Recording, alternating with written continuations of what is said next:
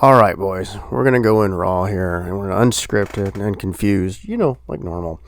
They've thrown out the Still Legion soup, and they've stared you directly in the eyes and said, no soup for you.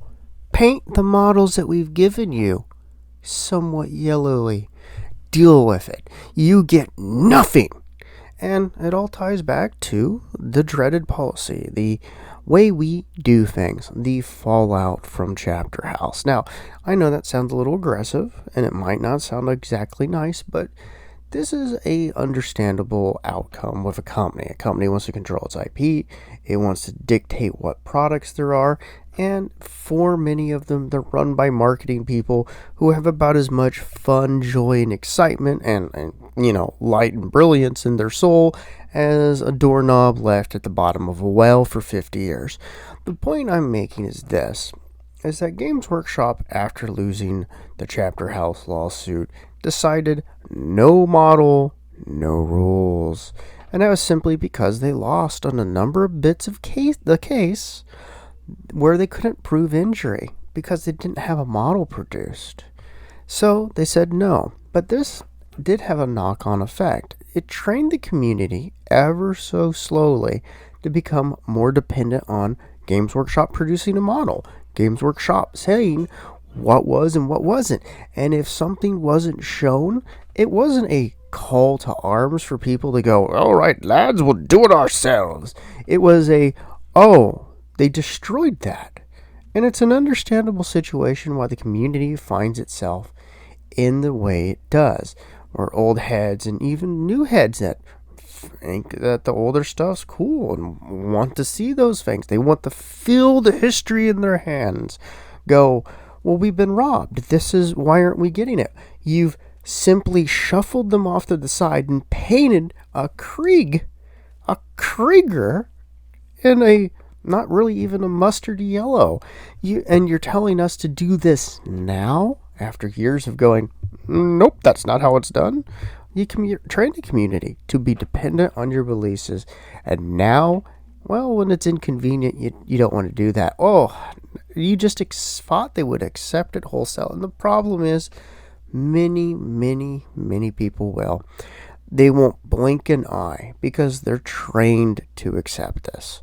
Does this make it a good thing? Does this make it a bad thing? I'm not saying that those people are bad or doing something wrong, but what I'm going to say is this. The company set an expectation out. It told you no model, no rules, and many people accepted it. They sat there obediently waiting for the next release, for the next thing to be brought out. And of course, this was going to develop into a nightmarish situation. We've watched kit bashing become more and more of a kind of a niche thing, a harder to do thing with more and more monopose units. We've seen choices and elements taken away over and over and over, and it was to appease people who didn't want to think. They didn't want to actually put effort in. They just want to slap the models down and play a game. They could play chess, they could play poker, they could play anything else in the world, but they came here, and that's where they have been for many, many years, much longer than many people really expect, have been complaining and crying. Oh, set me free from Choice Games Workshop. Oh. And can we disagree with those people? Yes. Do I think those people should have been catered to? No. But this is where we are.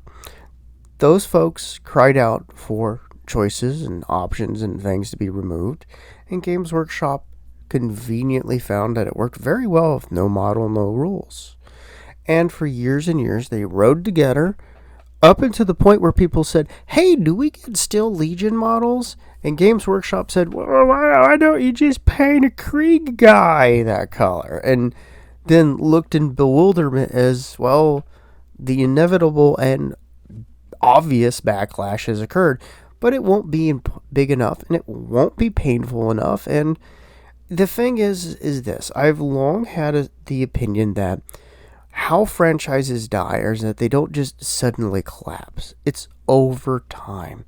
It's the caring that gets drained out over time, and it leaves the people who don't look at the franchise in the same way as the people who helped get it to the point it was and become popular.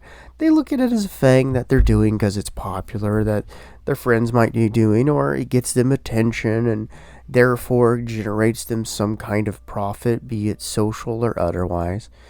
And that as those folks take over, they slowly smother the IP and it dies. And that's what I think this is just an element of. Games Workshop is relying on more and more nostalgia, but the least amount of effort when it comes to nostalgia. Should they have brought old Belle Eye back? I don't think so. I think when you kill a character, you should, to give the setting consequences, keep them dead. But the problem is that they were never going to keep rules around for that character. For them to say, hey, these are the rules for a character that's been dead. Hey, here's a model for a dead character, is just not something they were going to do. And this is the same kind of situation we find ourselves in with the Steel Legion. The Steel Legion are a dead faction in many ways. Now, I hope I get proven wrong, but I don't think I will. Games Workshop doesn't see them as profitable enough. Maybe they'll show up as a kill team one day. You never know. But they don't consider them worth the effort. Therefore, they are in all effects dead. And this is a bad situation when you have a company that goes, we will not produce rules for something that's not out right now. But that's the thing.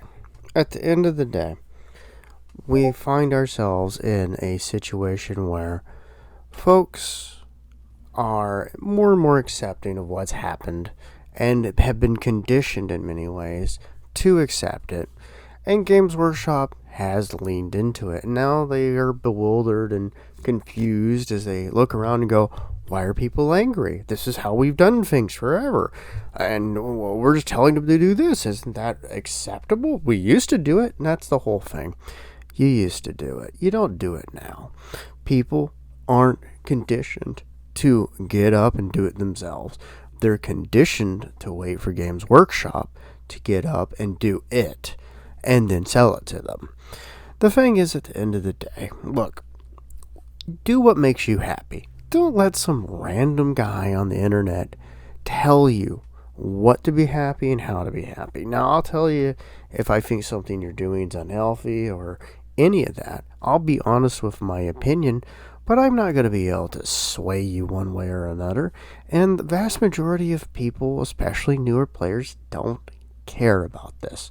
They don't care about the history of it. They don't care what a bunch of grognards think is important. And they're just going to continue on blissfully unaware, and this will be their Armageddon, and all of the stuff in the past is old, boring, and lame. And for those who don't think that way, it's a crime. It's horrible. It sucks that this is the situation we find ourselves in. But this is how a modern corporation works. This is how Games Workshop has conducted itself for many, many years, and this is how the community has effectively continued to reward that behavior and is now upset about it. It's not about making you the bad guy. It's not about screaming evil corporatism or GW or whatever.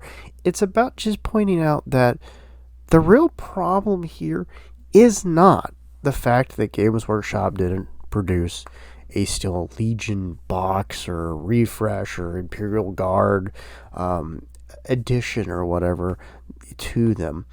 It's the fact that, well, in both sides, they kind of accepted. There wasn't really that kind of massive pushback. It was more of a dull, hey, that sucks, but hey, well, we can't do anything about it.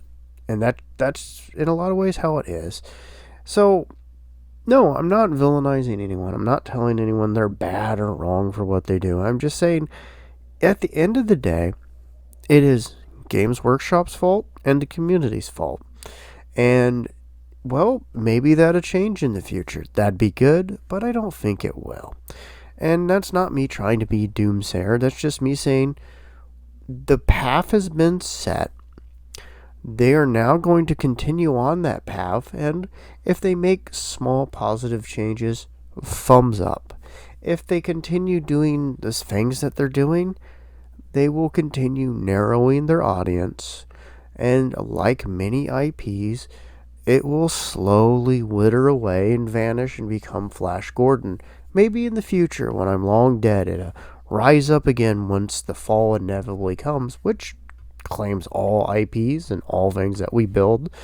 But my point is this: if you don't like what they're pushing on you, fantastic. There are other options out there. There are other things you can do. There are other places you can invest your money.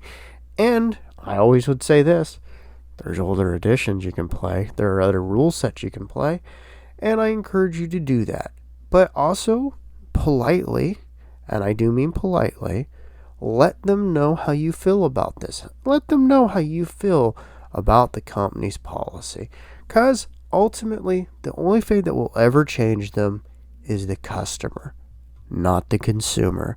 Because the consumer's been speaking for many, many years, and all he's done is squill and justify the way Games Workshop has been doing.